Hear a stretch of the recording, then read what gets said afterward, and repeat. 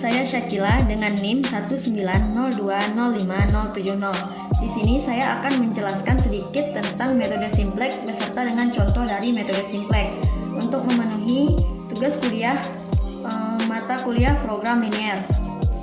Baik, metode simplex adalah metode yang dapat digunakan untuk menyelesaikan persoalan manajerial yang telah diformulasikan terlebih dahulu ke dalam persamaan matematika program linear yang mempunyai variabel keputusan mulai dari lebih besar atau sama dengan 2 sampai multivariabel atau banyak variabel. Nah, metode simplex digunakan saat apabila suatu masalah linear program terdiri lebih dari 2 variabel keputusan, maka dapat diselesaikan dengan menggunakan metode simplex. Nah, untuk lebih jelasnya lagi, mari kita masuk ke contoh soalnya. Di sini ada soal terdapat fungsi tujuan maksimum nilai Z yang mengandung 3 nilai keputusan, yaitu X1, X2, dan X3. Baiklah, untuk memaksimumkan nilai Z, yaitu maksimum nilai Z sama dengan 8X1 ditambah 9X2 ditambah 4X3. Nah, kemudian mempunyai batasan atau kendalanya ada 3, yaitu X1 tambah X2 tambah 2X3 kurang dari sama dengan 2. Kemudian 7X1 tambah 6X2 tambah 2X3 kurang dari atau sama dengan 8. Kemudian yang terakhir 2X1 tambah 3X2 tambah 4X3 kurang dari sama dengan 3. Nah, oleh karena kita mencari solusi optimum dengan 3 variabel, maka X1, X2, dan X3-nya harus kurang dari harus lebih dari atau sama dengan 0.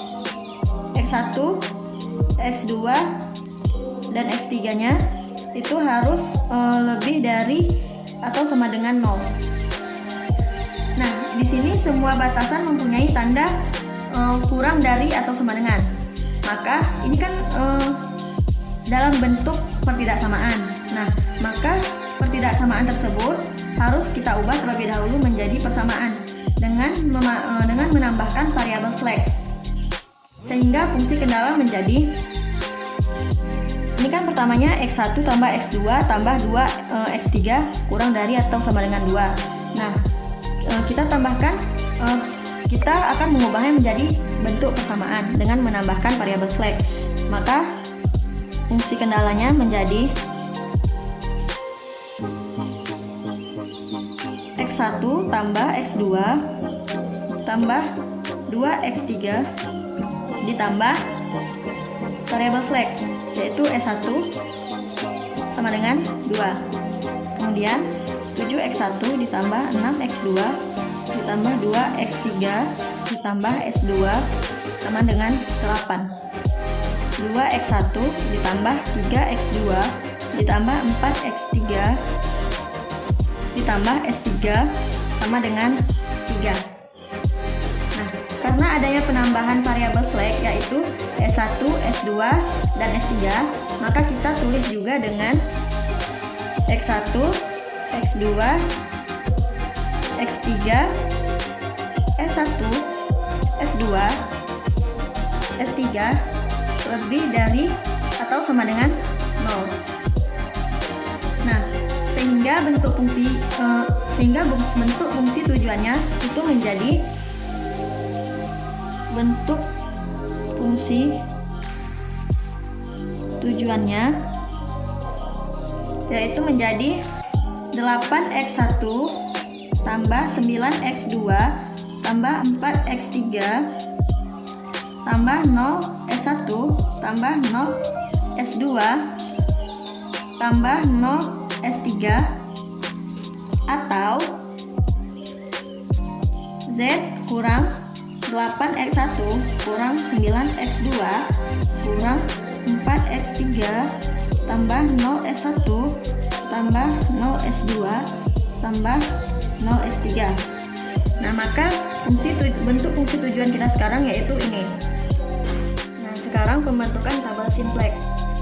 Nah, di sini sudah ada tabel simplex, di mana kita lihat pada baris Z ini itu kita isi dari fungsi tujuannya, yaitu negatif 8, negatif 9, negatif 4, 0, 0, dan 0. Kemudian untuk nilai kanannya itu 0 dari sama dengan 0 ini menjadi nilai kanannya. Kemudian untuk S1, S2, dan S3 itu kita ambil nilainya dari kendala ini, dimana di sini X1 itu memiliki nilai koefisien 1. Kemudian untuk X2 itu nilai koefisiennya 1. Kemudian 2X3 itu nilai koefisiennya 2. Kemudian untuk S1 itu nilai koefisiennya juga 1. Nah, untuk S2 dan S3 ini kita beri nilai 0. Karena pada kendala pertama ini yang diketahui cuma S1, sedangkan untuk S2, S3 nya tidak ada, maka kita beri nilai 0. Dan untuk nilai kanannya yaitu 2. Kemudian untuk S2 itu nilainya dari 2x1 itu nilainya 2, 3x2 itu nilainya 3, 4x3 itu nilainya 4, S1 itu nilainya 1. Nah, untuk S2 untuk S2 itu nilainya 1. Nah, untuk S1 dan S3 itu kita beri nilai 0. Nah, untuk nilai kanannya itu bernilai 3. Kemudian untuk S3 yaitu dari kendala 3, 7x1 itu nilainya 7, 6x2 nilainya 6, 2x3 itu nilainya 2, dan untuk S3 itu nilainya 1. Maka untuk S1 dan S2 itu nilainya 0. Kemudian untuk nilai kanannya yaitu 8. Nah, dalam perhitungan iteratif kita akan bekerja menggunakan tabel. Semua variabel yang bukan variabel basis mempunyai solusi atau nilai kanan sama dengan 0. Dan koefisien variabel basis pada baris tujuan harus 0.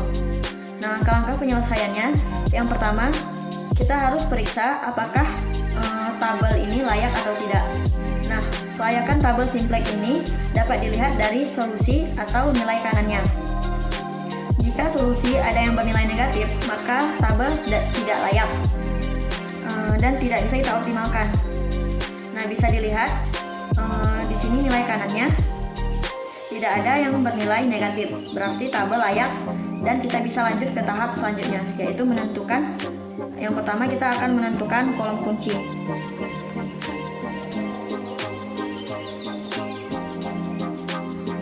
Nah, baik, kita akan menentukan kolom kunci. Karena tujuannya minimasi, maka kolom kunci adalah nilai koefisien yang paling negatif. Nah, di sini kita lihat pada baris Z. Pada baris Z ini kita lihat di sini ada negatif 8, negatif 9, negatif 4. Nah, karena tujuan utama kita tadi minimasi, maka kolom kunci adalah nilai koefisien yang paling negatif. Nah, di sini nilai yang paling negatif yaitu negatif 9. Maka dan negatif 9 ini berada pada kolom X2. Maka X2 ini sebagai kolom kunci. X2 sebagai kolom kunci.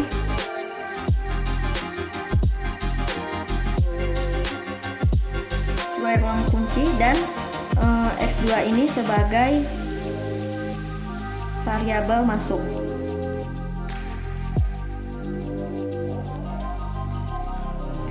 Nah, kemudian langkah selanjutnya kita akan menentukan baris kunci.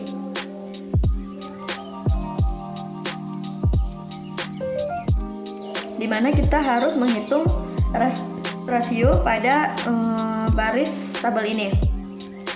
Nah, kita lihat pada baris Z, dia tidak memiliki rasio. Karena jika memiliki nilai 0, maka tidak perlu menghitung rasio. Nah, kita lihat untuk S1 nilai rasionya itu 2. Nah, kenapa 2? karena dua ini, dimana dua ini kita peroleh dari nilai kanan dibagi dengan kolom kunci. Nah tadi kan kolom kuncinya itu adalah X2. Nah jadi untuk menentukan nilai rasio ini berasal dari nilai kanan dibagi dengan kolom kunci. Nah di sini untuk baris S1 itu nilai kanannya 2, kemudian kita bagi dengan nilai kolom kunci pada S1 yaitu 1. Jadi 2 dibagi 1 itu menghasilkan 2. Kemudian untuk S2 begitu juga, nilai kanannya kan 3. Jadi nilai kanan dibagi dengan kolom kunci S2 yaitu 3 dibagi 3 menghasilkan 1. Kemudian untuk S3 nilai kanannya 8 dibagi dengan kolom kunci yaitu 6. Jadi rasionya 8/6. Nah, di sini kita lihat untuk menentukan baris kunci, aturannya adalah mencari rasio positif terkecil. Jadi didapatkan 1. Nah, kita lihat pada rasio ini nilai positif terkecil yaitu 1. Maka 1 ini sebagai rasio terkecilnya. Dan 1 ini kita lihat terdapat pada baris S2. Maka S2 ini sebagai baris kunci. S2 sebagai baris kunci.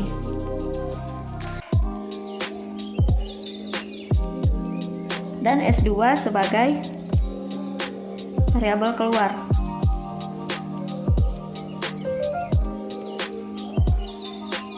Nah, kemudian langkah yang selanjutnya kita akan menentukan elemen kunci.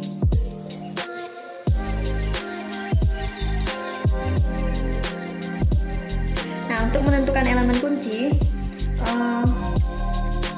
kita akan melihat pada tabel ini, di mana elemen kunci ini merupakan nilai yang terletak pada perpotongan antara kolom dan baris kunci. Nah, tadi kan kita sudah menemukan X2 ini sebagai kolom kuncinya, dan kita sudah menemukan S2 ini sebagai baris kuncinya. Nah, sedangkan untuk menentukan elemen kunci ini, itu dia nilainya terletak pada di antara perpotongan kolom kunci dan baris kunci. Nah, di sini kita lihat pada kolom kunci dan baris kunci ini perpotongannya adalah 3. Maka 3 ini merupakan nilai dari elemen kunci. Maka 3 itu sebagai elemen kuncinya.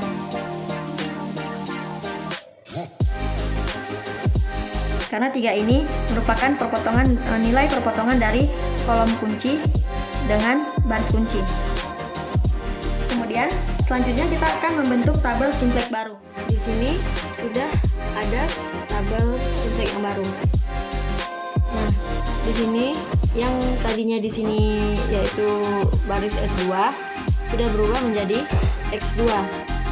Nah, dan di baris X2 ini sudah terisi nilai-nilainya, di mana nilai-nilai yang terdapat di sini itu didapat dari baris kunci yang tadi di X1 kan baris kuncinya 2 ini dibagi dengan elemen kunci yang tadi yaitu 3. Jadi 2 dibagi 3 itu jadinya 2/3. Kemudian 3 bagi 3 itu 1. Kemudian 4 dibagi 3 itu 4/3. Kemudian 0 bagi 3 itu 0. Kemudian 1 dibagi 3 1/3. Kemudian 0 dibagi 3 0. Dan 3 dibagi 3 yaitu 1. Nah, kemudian untuk mencari baris Z yaitu baris lamanya, yaitu ini baris lamanya negatif 8, negatif 9, negatif 4, 0, 0, 0, 0. Kemudian kolom kunci yang bersesuaian atau yang bersangkutan tadi adalah yang di baris Z, kolom kuncinya kan negatif 9. Kemudian kita kali dengan nilai dari baris X2 ini. yaitu 2/3, 1, 4/3, 0, 1/3, 0, dan 1. Kemudian kita kurangkan.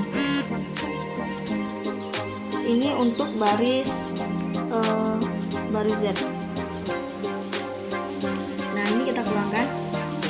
Pertama kita kali dulu, negatif 9 dikali 2/3 itu menghasilkan 6. Kemudian negatif 8 dikurang negatif 6 menghasilkan negatif 2. Kemudian negatif 9 dikali 1 negatif 9. Negatif 9 dikurang negatif 9 yaitu 0. Kemudian seperti itu selanjutnya juga. Negatif 9 dikali 4/3. Kemudian kita kurangkan dengan negatif 4 kita kurangkan dengan hasil dari perkalian ini, yaitu menghasilkan 8, 0, 3, 0, 9. Nah, ini sudah ketemu nilai untuk baris Z. Kemudian untuk baris S1,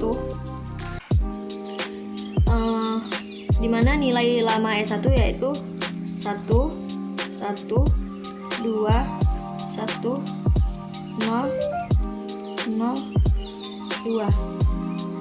Nah, kemudian kolom kunci yang bersangkutan tadi untuk S1 yaitu 1.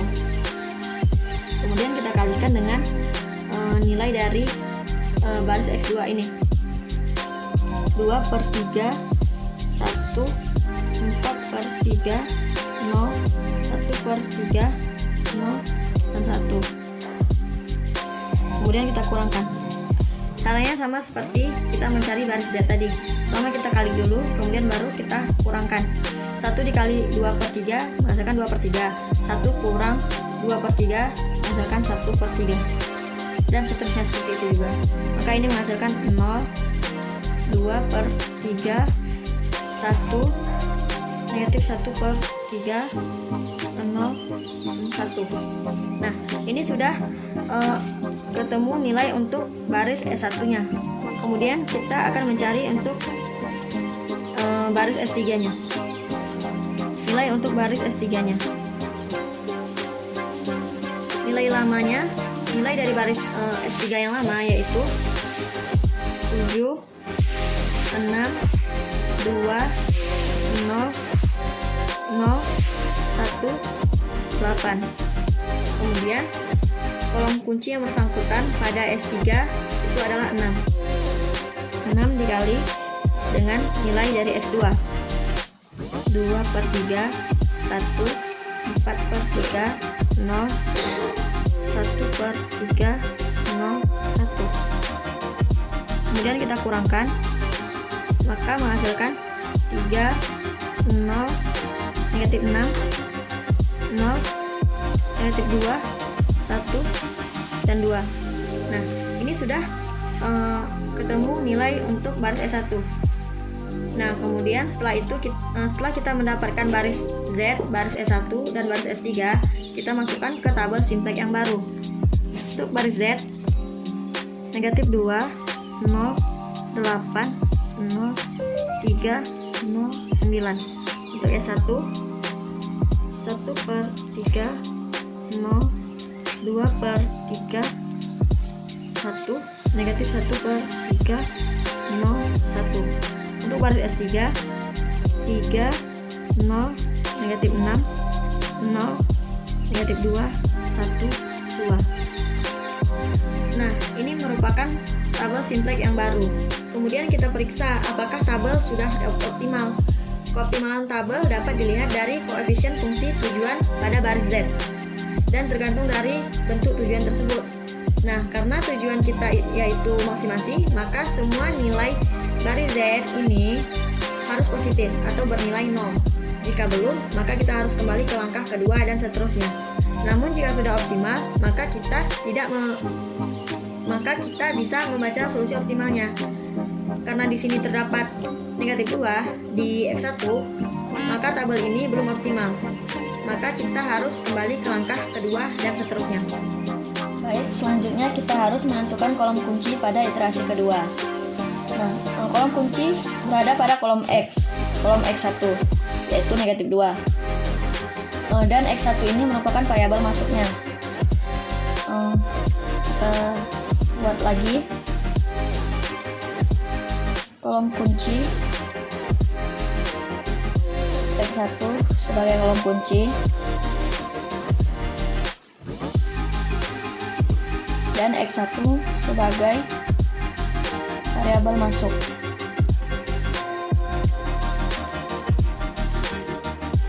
Selanjutnya kita juga harus menentukan baris kunci dengan mencari nilai rasio pada tiap barisnya.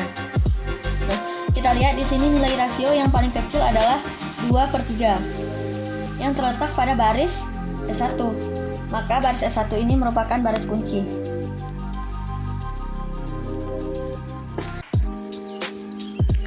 Maaf, maksud saya S3. S3 ini sebagai baris kunci dan S3 ini sebagai variabel keluar.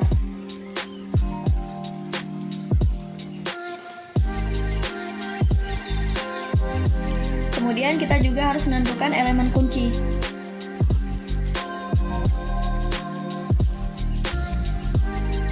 Nah, elemen kunci itu sendiri merupakan nilai perpotongan antara kolom kunci dengan baris kunci. Kita lihat di sini nilai perpotongan antara kolom kunci dan baris kunci ini adalah 3. Maka 3 ini adalah sebagai elemen kuncinya. Yang ini tadi kolom kunci dan baris S3 ini sebagai baris kunci. Kemudian 3 ini merupakan elemen kuncinya. Selanjutnya, setelah mendapatkan kolom kunci, baris kunci, dan elemen kunci, kita juga harus membuat tabel simplex yang baru. Nah, di sini sudah ada tabel simplex yang baru. Selanjutnya, kita harus menghitung pada baris kunci yang pada iterasi kedua ini. Baris kuncinya merupakan S3. Tadi kan baris kuncinya itu S3. Di sini sudah saya ganti menjadi X1. Dikarenakan baris kunci itu diganti dengan kolom kunci. Nah, tadi kan baris kuncinya S3 diganti dengan kolom kunci yaitu X1. Maka di sini menjadi X1. Nah, kemudian untuk nilai yang ada pada baris X1 ini itu diperoleh dari nilai yang lama yang ada pada baris S3 ini. Semua nilai yang ada pada baris S3 ini itu dibagi dengan elemen kunci yang kita dapat tadi, yaitu 3. Seperti ini, jadinya 3 ini merupakan nilai dari baris kunci yang lama dibagi dengan 3 elemen kunci yang kita dapat tadi, maka menghasilkan 1. Begitu juga dengan nilai selanjutnya. Kemudian selanjutnya kita mengisi kolom Z. Karena kita akan memaksimalkan nilai Z, maka kita harus mengisi kolom Z-nya. Nah, di sini dengan cara mengurangi dengan perkalian angka-angka pada kolom kunci yang lama dikali dengan angka-angka pada baris kunci yang baru. Nah, kolom kunci yang lama tadi kan nilainya -2. Kemudian -2 dikali dengan nilai baris kunci yang baru yaitu 1. Maka -2 dikurang -2 dikali 1 -2 dikurang -2 menghasilkan 0. Begitu juga selanjutnya dengan nilai-nilai berikutnya, caranya seperti itu. Nah, begitu juga dengan baris S1 dan X2. Itu kita lakukan dengan cara mengurangi angka pada baris sebelumnya. Seperti langkah yang kita lakukan pada baris Z tadi, 1/3 ini didapat dari nilai baris S1 yang lama, kemudian dikali dengan nilai baris yang baru yaitu 1. Maka 1/3 dikali 1 menghasilkan 1/3, dan 1/3 dikurang 1/3 itu menghasilkan 0. Begitu juga dengan nilai-nilai selanjutnya.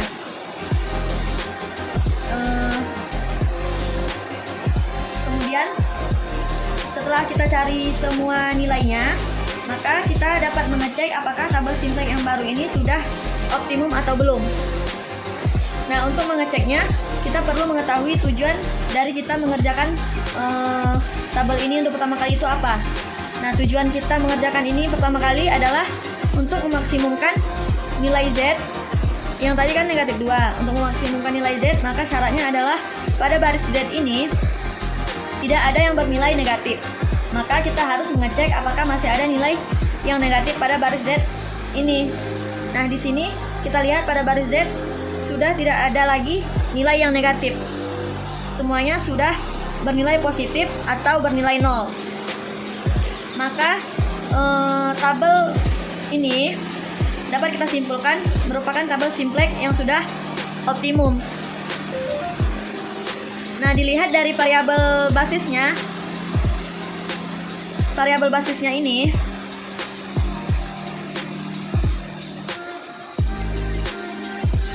pada variabel basisnya ini dan nilai kanannya atau solusinya, maka dapat kita simpulkan bahwa kesimpulannya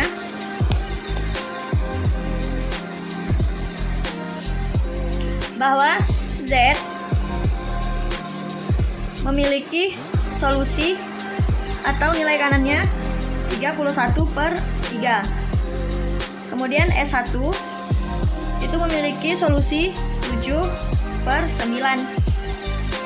Dan X2 itu memiliki solusi 5/9. Begitu juga dengan X1 memiliki solusi 2/3. Nah, yang artinya perusahaan akan mendapatkan keuntungan sebesar nilai Z, yaitu 31/3 keuntungan. Dan sebaiknya perusahaan menghasilkan produk satu, yaitu ini produk satunya.